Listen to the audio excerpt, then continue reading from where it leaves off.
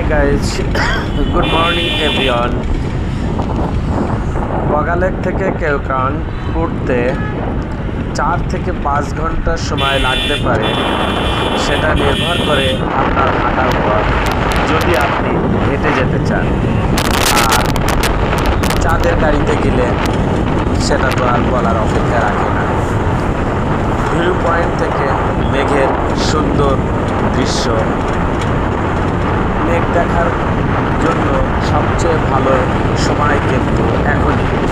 শরতের আকাশ, মেঘ সব মিলিয়ে পাহাড় ঘোরার মজাই আলাদা। এত সুন্দর পরিবেশ এবং বাতাস আপনার মনকে চাঙ্গা করে তুলবে। চারিদিকে পাহাড় আর পাহাড়, বিশুদ্ধ বাতাস মনের ভিতর প্রশান্তি এনে দেয়। এত ধন্যবাদ।